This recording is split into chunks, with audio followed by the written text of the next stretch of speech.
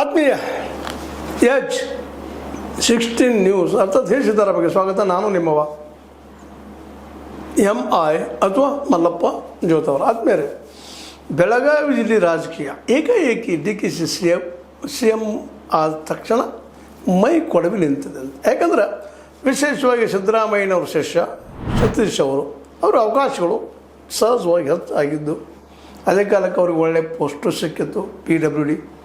ಅದೇ ಕಾಲಕ್ಕೆ ನನ್ನ ನಂತರದ ನಮ್ಮ ವಾರಸದಾರರು ಸೈದ್ಧಾಂತಿಕವಾಗಿ ಸತೀಶ್ ಅವರು ಅಂತೇಳಿ ಜೊತೆಗೆ ಅವರನ್ನು ಬೆಳೆಸ್ತಾ ಬಂದಿದ್ದರು. ಅವರನ್ನು KN ರಾಜನ್ ಅವರನ್ನು ಹಿಂದುಳಿದಂಥ ಮೂಮೆಂಟನ್ನು ಹಿಂದೆ ಮೂಮೆಂಟನ್ನು ಮಾಡ್ಕೊಂಬಂದಿದ್ರು. ಹೀಗಾಗಿ ಜಿಲ್ಲೆಯಲ್ಲಿ ಉಳಿದ ರಾಜಕಾರಣಿಗಳಿಗೆ ಒಂದಿಷ್ಟು ಏನಪ್ಪ ಅಂದ್ರೆ ಏನು ಹಿನ್ನಡೆ ಆದಂಗೆ ಆಗಿತ್ತು.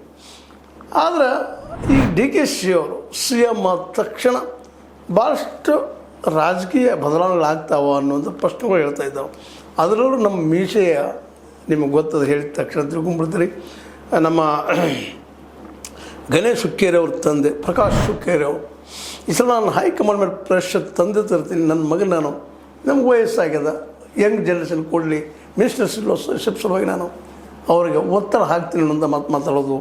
ಜೊತೆಗೆ ಕೌಜಲ್ಗಿ ಮಹಾಂತೇಶ್ ಕೌಜಲ್ಗಿ ಅವರು ಸಹಿತ ನಮ್ಮ ಹಿಂದಿನ ತಂದೆಯವರಾಗಿರ್ಬೋದು, ಅವ್ರ ತಂದೆಯವರಾಗಿರ್ಬೋದು, ರಾಜಕೀಯದಲ್ಲಿ ಬಂದಂಥವ್ರು ನಮಗೆ ಈ ಸಲ ಮಂತ್ರಿ ಸಿಗಲಿ ಅನ್ನೋಂಥ ಡಿಮಾಂಡ್ ಮಾಡುವುದು ಒಂದು ಸಣ್ಣಾಗಿ ನಡೆದನ್ನು ನೋಡಿದರೆ, ಅದಕ್ಕೆಲ್ಲ ಪಟ್ಟಣವರು ನಾವು ಜೊತೆಯಾಗಿದ್ದಂಥವ್ರು ಸಿದ್ದರಾಮಯ್ಯ ಜೊತೆಗೆ DKC ಅವರು ನಮಗೆ ಜೂನಿಯರು, ನಮ್ಮನ್ನು ಮಾಡಬಹುದು, ನಾನು ಆಗ್ತೇನೆ ಅಂತ ಒಂದು ಒತ್ತಡ ತರುವಂಥದ್ದು. ಈಗಾಗಲೇ ಅವರು ಪಟ್ಟಣವರು ಸಾಕಷ್ಟು ಪ್ರಯತ್ನ ಮಾಡಿದ್ದನ್ನು ನಾವಿಲ್ಲಿ ನೋಡಬೇಕಾಗಿದೆ. ಅದೇ ಕಾಲಕ್ಕೆ ನಮ್ಮ ಲಕ್ಷ್ಮಣ ಸವದಿಯವರಿಗಂತೂ ಮಾತು ಕೊಟ್ಟಿದ್ದರು.